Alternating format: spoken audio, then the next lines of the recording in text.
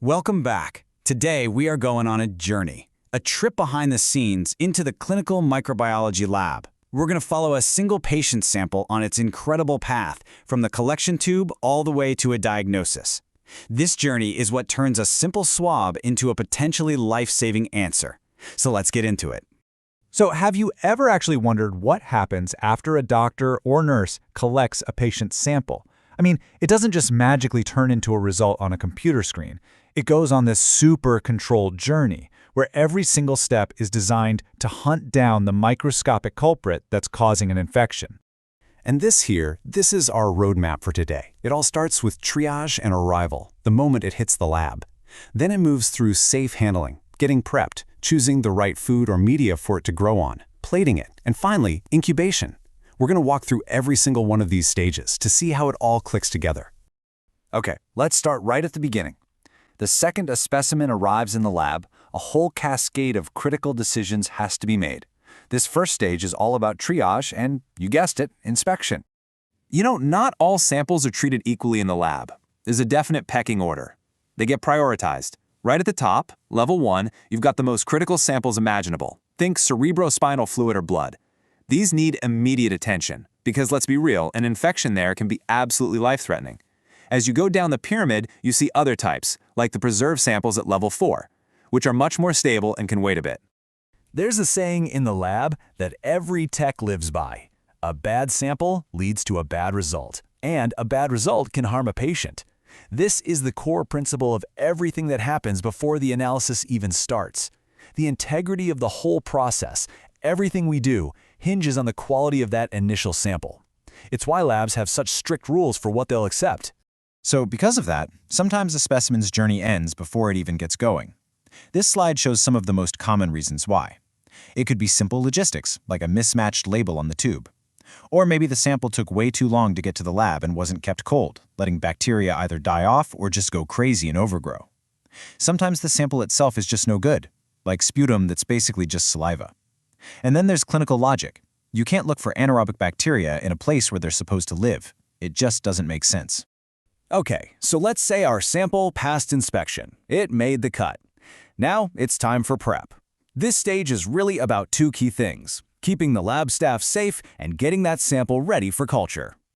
And this right here is the Command Center for Safety, the Biosafety Cabinet, or BSC. Every single specimen gets handled inside one of these. It's all about universal precautions, which means you treat every sample like it's potentially infectious. That means full PPE, constantly cleaning surfaces, and making sure the airflow is just right to protect both the sample from you and you from the sample. Now, to find those sneaky pathogens, we often need to process the sample first. If there are only a few bacteria floating around in a big fluid sample like spinal fluid, we'll use a centrifuge. We spin it down really fast to concentrate all the bacteria into a tiny pellet at the bottom. For something solid like a piece of tissue, we have to homogenize it, basically creating a liquid suspension that we can actually spread on our culture plates. Respiratory samples? These are especially tricky because they're thick, sticky, and just packed with normal bacteria that live in our airways. So they get a special two-step spa treatment. First is digestion, where we use chemicals to liquefy all that thick mucus. Then comes decontamination, which kills off all the fast-growing normal bacteria. This clears the way so that really slow-growing pathogens, like the one that causes tuberculosis, actually have a fighting chance to grow. So, once the sample is all prepped and ready, we get to the real heart of classical microbiology, giving any potential pathogens a nice, comfy place to grow. And that means choosing the right culture media. I want you to think of media like a buffet for bacteria. Non-selective media, that's your basic buffet. It has stuff that most common, non-picky bacteria will grow on. But some bacteria are what we call fastidious, or just picky eaters. For them, we use enriched media, like sheep blood agar or chocolate agar. These have extra goodies, like blood, to help those divas grow. Now, selective media, this stuff acts like a bouncer at an exclusive club. It has ingredients like antibiotics or special dyes that literally block certain types of bacteria from growing. It has a strict guest list. For example, CNA agar has antibiotics that only let gram-positive bacteria in, while McConkey agar is the bouncer that only lets gram-negatives through the door. Our next tool is differential media. This stuff doesn't stop bacteria from growing, but it does make different bacteria look different. It's kind of like giving them a metabolic name tag. A fantastic example is on MacConkey agar. Bacteria that can eat the sugar lactose turn the colonies bright pink, while the ones that can't stay colorless.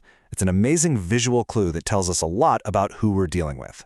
So the really cool thing is that we often use media that is both selective and differential, especially for something like a stool culture. This table, by the way, is absolute gold for your exams. MacConkey, EMB, and HEC2 and agar all select for certain gut bacteria, and then they differentiate them based on things like lactose fermentation or if they produce hydrogen sulfide. This is how we can spot nasty pathogens like Salmonella or Shigella in a sea of normal bacteria. All right, we have successfully plated our sample. Now comes the waiting game. And it's all about perfecting the growth conditions during incubation. The first key factor is temperature. Most of the bacteria that make us sick grow best right at human body temperature, so around 35 to 37 degrees Celsius. But there are always exceptions you need to know for your exams. For instance, Campylobacter, a common cause of diarrhea, is a heat lover. It prefers a toasty 42 degrees. And then you have others like Yersinia or Listeria that can actually grow in the cold, even in the fridge. And the second big factor is the atmosphere. Just like people, bacteria have very different needs when it comes to oxygen. Aerobes need oxygen to live, plain and simple. Anaerobes are the total opposite. For them, oxygen is literally poison.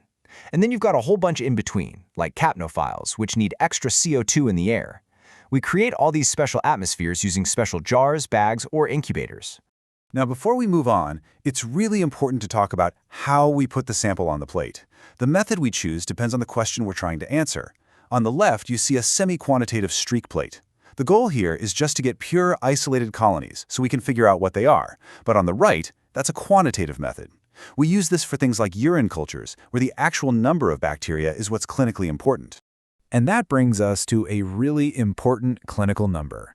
For urine cultures, we use a special calibrated loop to plate a very specific tiny volume, like 0.001 milliliters.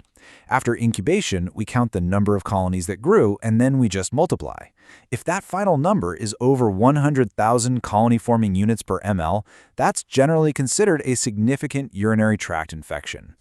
So after all that waiting, we finally have colonies. We can now start turning those little dots on a plate into real diagnostic clues for the doctor.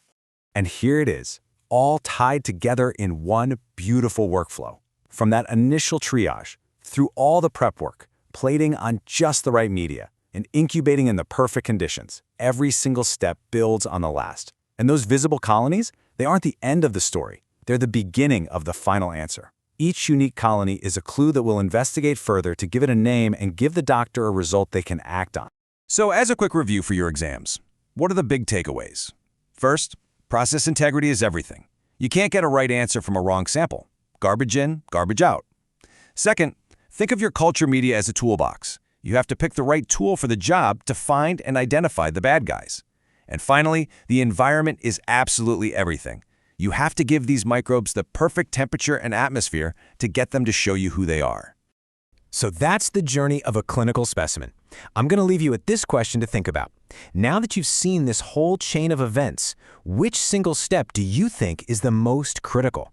Where's the one point a mistake could most easily lead to a misdiagnosis? Is it right at the beginning with the sample collection or somewhere deep in the lab during the analysis? It's something to think about. Thanks for joining us.